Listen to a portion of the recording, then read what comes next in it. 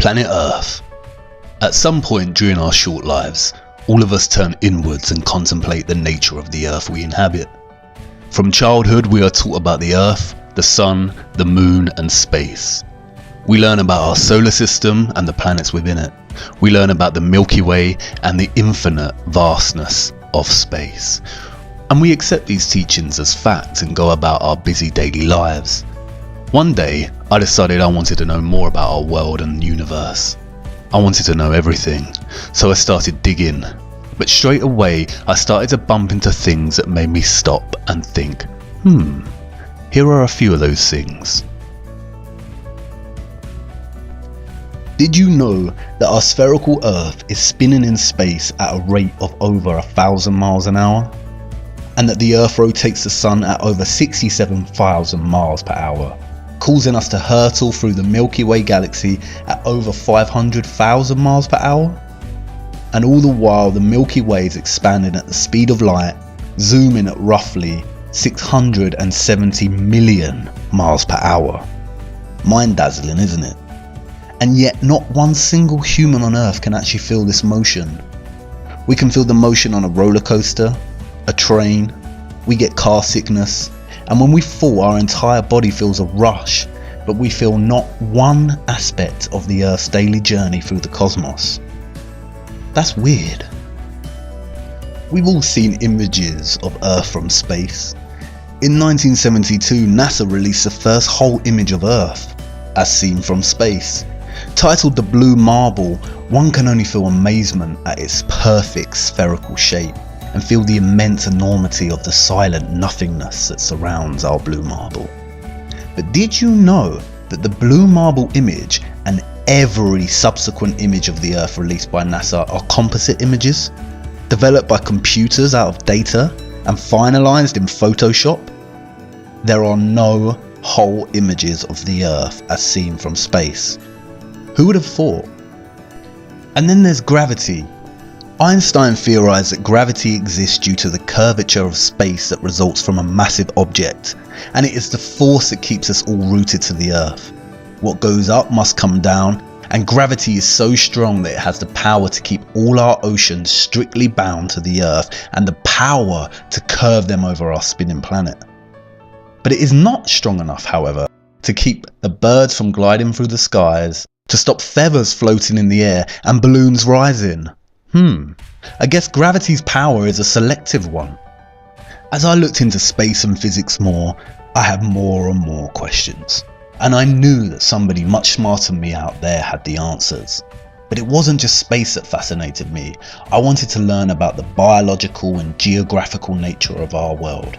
And again, as I dived into learning, I found more weird things that puzzled me. It's basic biology that living cells consist primarily of hydrogen and carbon, and water consists primarily of oxygen and hydrogen. But biologists found the strangest of anomalies in the poles of the Earth that even puzzled Soviet biologists. They found an unnatural amount of water frozen in the ice and an unusually high percentage of carbon dioxide in the world's oceans. There is a lot of water, snow and ice on the Earth. Do you know what this anomaly tells us?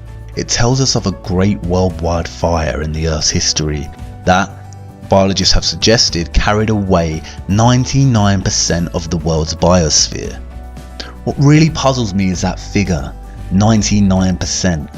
That means that everything alive on Earth is now 20,000 times less in volume, and the biochemical mass of all living things is much less than before this huge fire. Wait, what?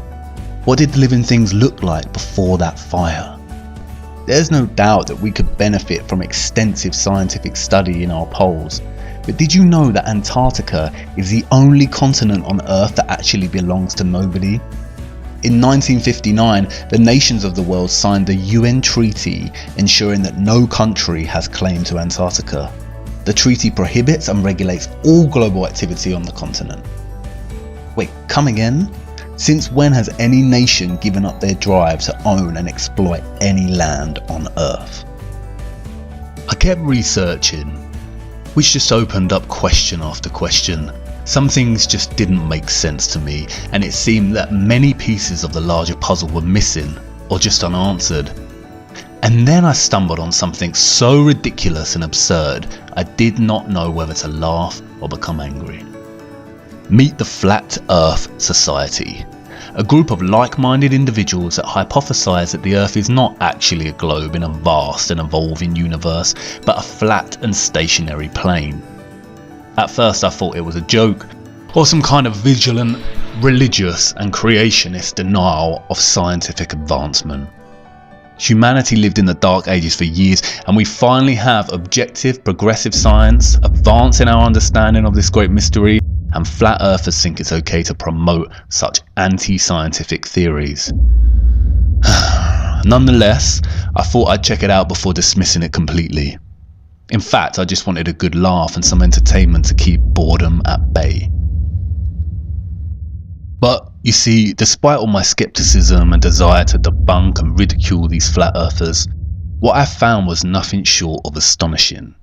I had finally found something that challenged my scientific understanding of the world, not just with theory, but also strong scientific evidence.